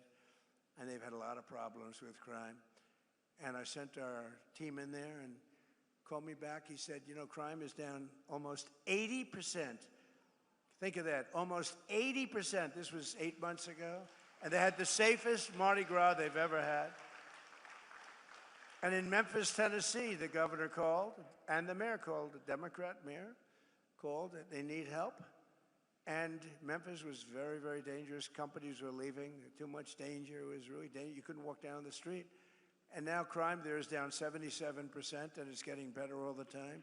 And if they do that in New York, Chicago, Los Angeles, we would take care of it so quickly. But we have to get called. I want them to call us. I don't want to say, I don't want to, they're running it. I want them to call us, and we will get rid of the crime so quickly your head will spin. But we're pleased to be joined today by some of the incredible patriots fighting for Michigan workers, including representatives, a friend of mine, she's unbelievable, Lisa McLean. Stand up, Lisa. Great. She's great. She is great. And she's tough, too, I want to tell you. I'm not going to say she comes in a small body, but she comes with she comes with fire and brimstone, right, Lisa? And we love Lisa, respected by everybody. Tim Wahlberg. Tim, great. 18 years he's been doing it, and everybody respects you a lot. Thank you, Tim, very much. Appreciate it. Another congressman who's doing really good. He's going to have a tough race. You got to help him. Tom Barrett. He's here someplace. Where's Tom? Tom? Come on up, you three. You come up. Lisa, come on up. And John James, come up. You have to win, John James. You have to win. I also want to thank Secretary of Transportation Sean Duffy, Michigan House Speaker Matt Hall, Army National Guard Captain Mike Bouchard. Where's your father, Mike? Where's your father? Where's Mike?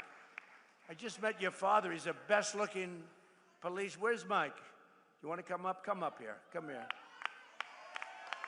Your father's so proud of you. He's standing, and he had more medals than anybody I've ever seen. He's saying, my son is doing good, sir. I said, he is doing good. Navy veteran Amir Hassan. He's a congressional candidate.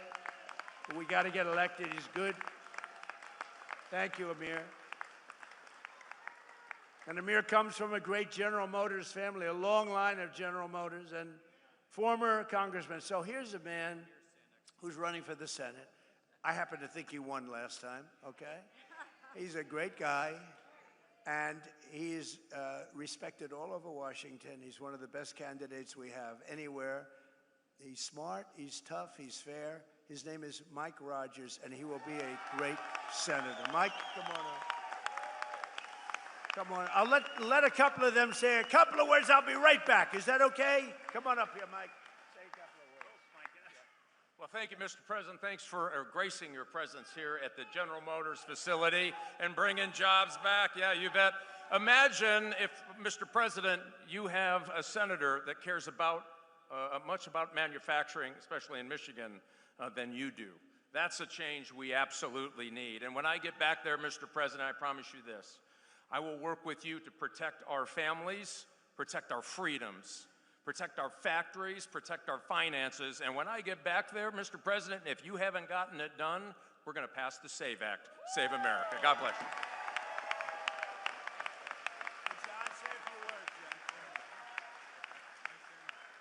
Well, again, thank you, Mr. President, for coming back to Michigan, where you've won 3 times. We very much appreciate your leadership.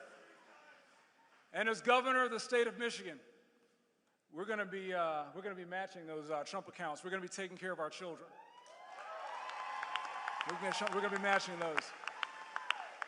You know, we have a president who keeps his promises. We have a president who looked at a situation and he said, you're going to have very fast planes in Macomb County. You know what he did? In the very first 100 days, the President of the United States, President Donald J. Trump, delivered F-15EX to Selfridge Air National Guard Base. The president has always been looking out for Michigan jobs. The status quo doesn't work for Michigan. And President Trump is pushing back. And as a result, President Trump signed my bill to protect our automotive industry against the harmful California EV mandates. And as a result, our jobs are coming back to Michigan. But most importantly, The president, because he's the best deal maker the planet has ever known. President Donald Trump has got $19 trillion of investment back in the United States of America, but because of the failed policies of Gretchen Whitmer, a lot of that investment is not coming back here. We're working with you, Mr. President. We're going to make sure that we have an environment where we can bring that investment back to the state of Michigan to create jobs right here for the best auto workers in the world. Thank you so much for your leadership, Mr. President. God bless you. We have your back.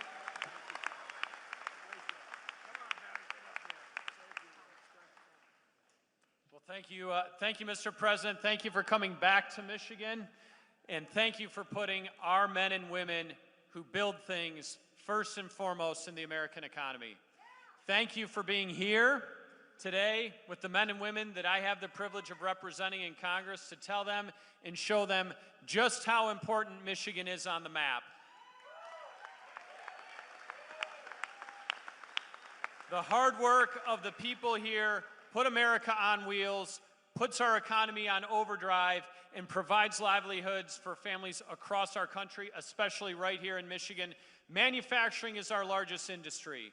Our president understands that. He's stepping up every single day to make sure that we bring more manufacturing jobs back to America, back here to Michigan, and I'm proud to stand with you today, sir, in recognition of that, and thank you so much for coming to Michigan again today.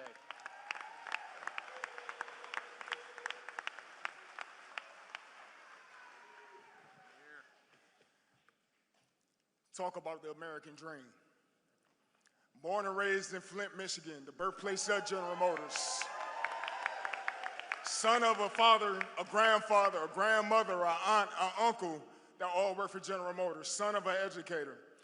Protecting America, getting back to the fundamentals and the foundation that made us great in the beginning. That's what we're doing this cycle. The contrast is clear, the time is now. If you love America, make noise. If you believe in first responders, make some noise. If you back our military, make some noise. And if you're proud to be a conservative,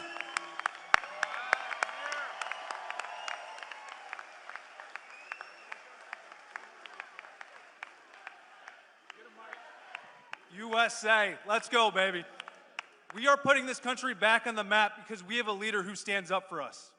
Mr. President, thank you for coming to Michigan, but I also have to say thank you for defending our military and putting us in a position to succeed. This time last year, I was in Iraq. During the 12-day war, you put our military in a position to succeed because you gave the troops what we needed to survive. So my friends and I are home, sir, because you put us first. And you put Michigan first as well.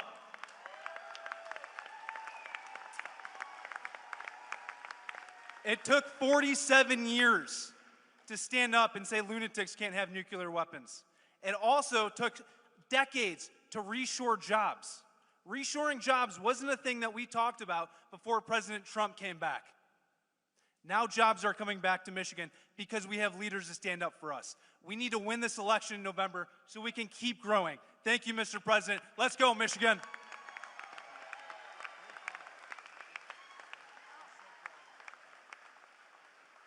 I didn't bring my box, so I apologize.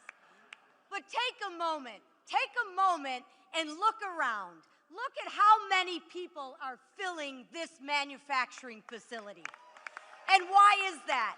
That is because we love this country.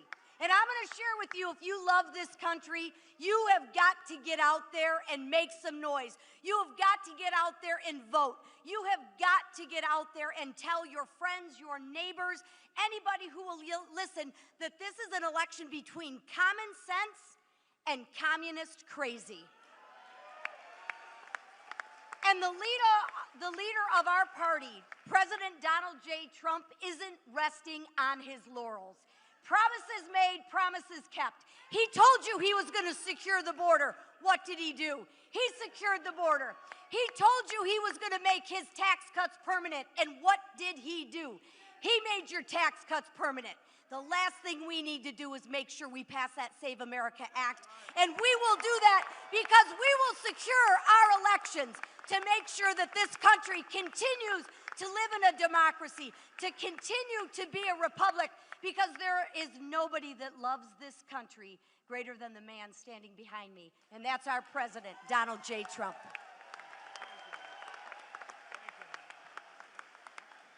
I never want to go behind Lisa, that's for sure. But as Dean of the Michigan delegation, you can see why I'm proud of this delegation and the ones that we're going to bring to this delegation, and even one we're going to bring to finally be an ally over on the other side of the House, that little body over in the Senate, a guy we can talk to who understands America, who supports this president, that is eminently supportable. And we say that out today. I'm also chair of the Education and Workforce Committee. We have a president who understands workforce. That's why he's here with all of us. He understands education. That is not indoctrination for communist crazy. And that's what we're seeing today. So let me say this to you as chair of the Education Workforce Committee. We're here today trying to educate you, to educate others, to get out and work, to get this team in place so the final 2 years of this president, maybe final 2 years of this president, will be so memorable that we won't need to worry about the future. Let's get out and work as a workforce for freedom.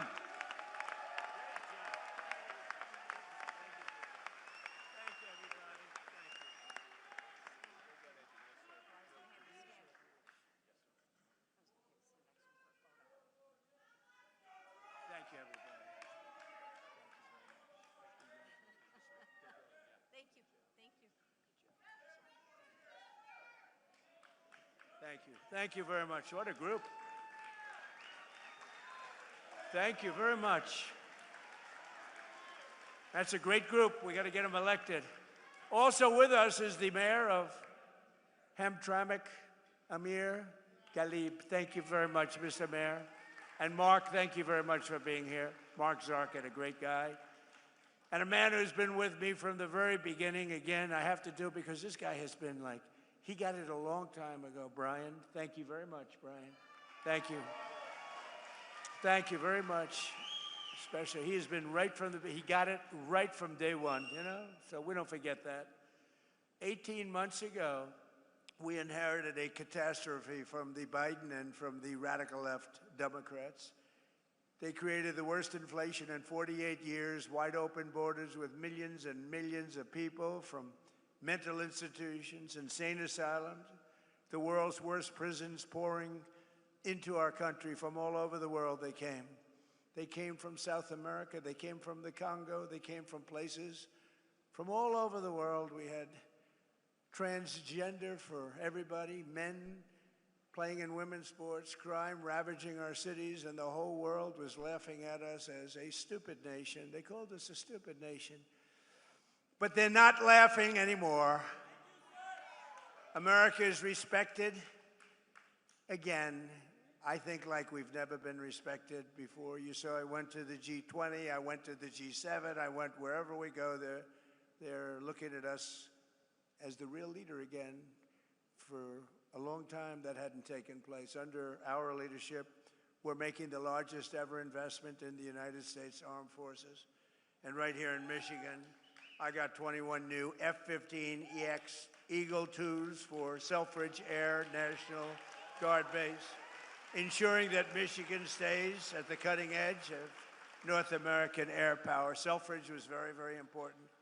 It's a big deal. It was closed. It was over. It was going to be closed. Now it's open. We have the strongest military anywhere in the world by far. We have the greatest people. We have the best equipment in the world. I built it during my first term, and I'm using it now. We had no choice. Again, we can't let what was happening in Venezuela go on, and I was very decisive, but we can't let what was and is going on. They killed 52,000 protesters. Think of it in a 4-month period. 52,000 in Iran. But we've already paid for the Venezuela operation, as I said, and likewise we're winning big time with the Islamic Republic of Iran, and we're ensuring that they never have a nuclear weapon. When somebody comes up and says, why are we doing this? Just say, because we cannot let them have a nuclear weapon. It's very simple. That's all you have to say. There's nothing else you have to say. If you understood the power of the nuclear weapons, you'd understand exactly what I was saying.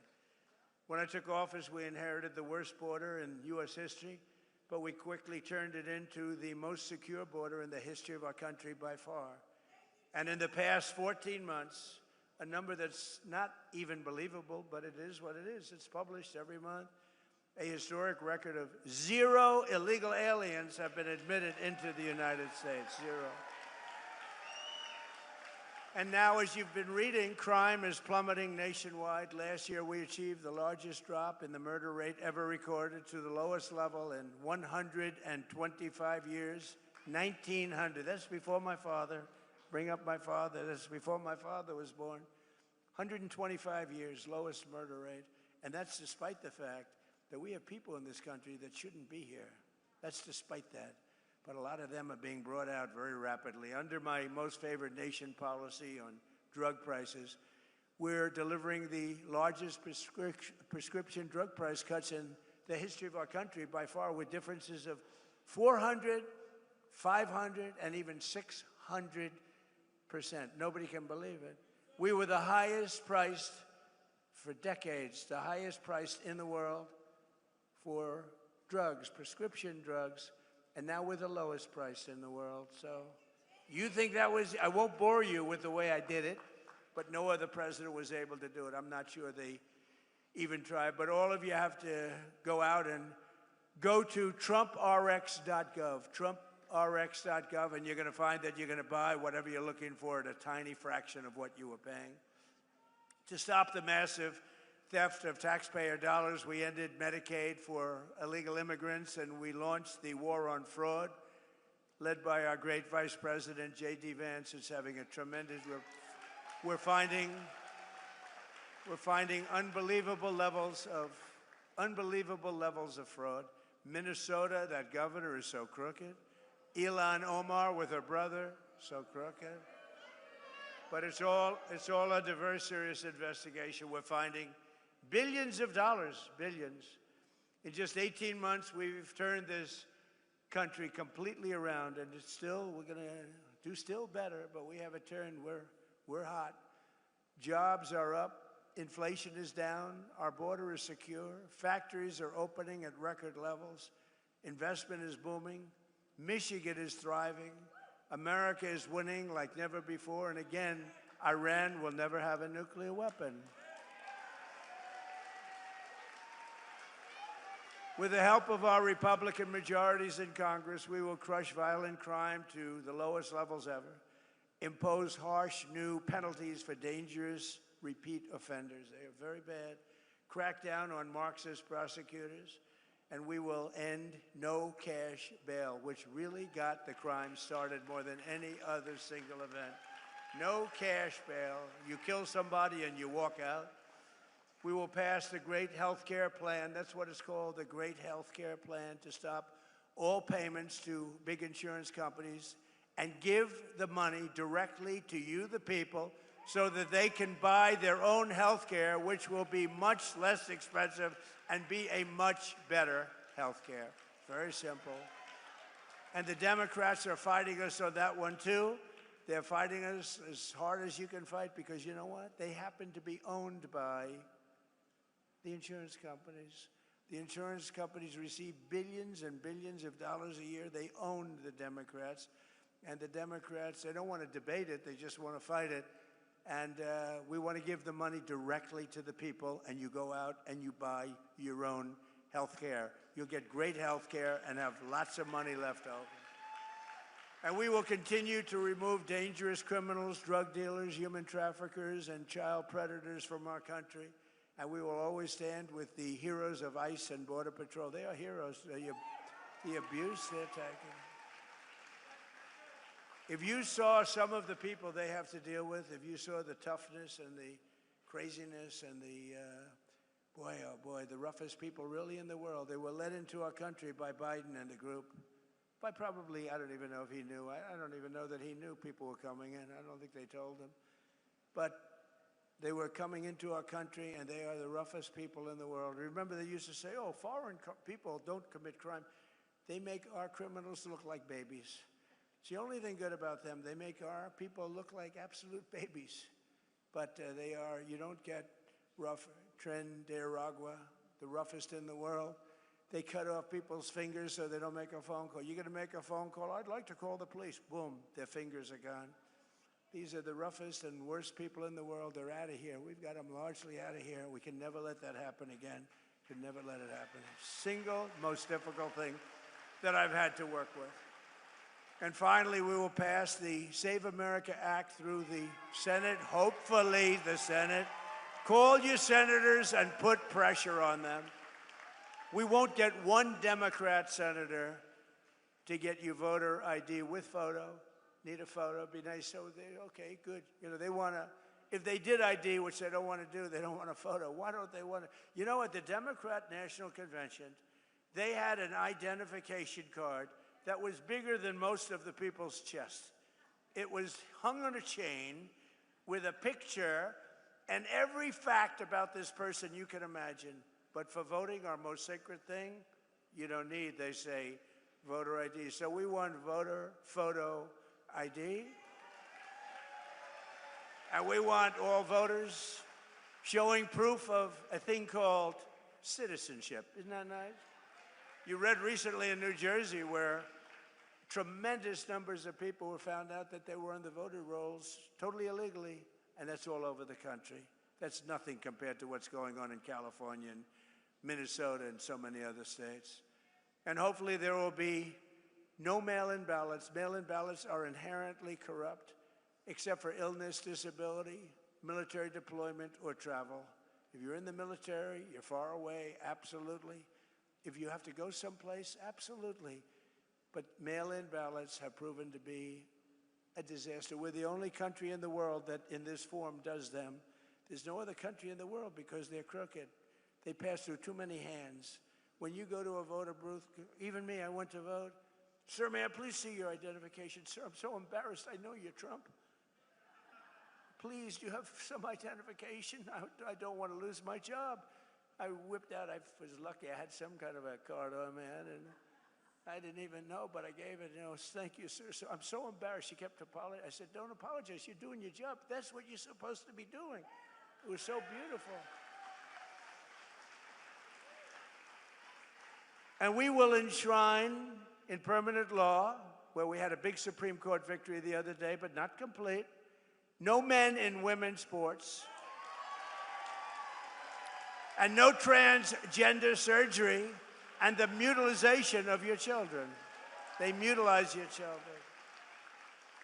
So, ladies and gentlemen of Michigan, the golden age of America is upon us. We're in the golden age. This is an age like no other.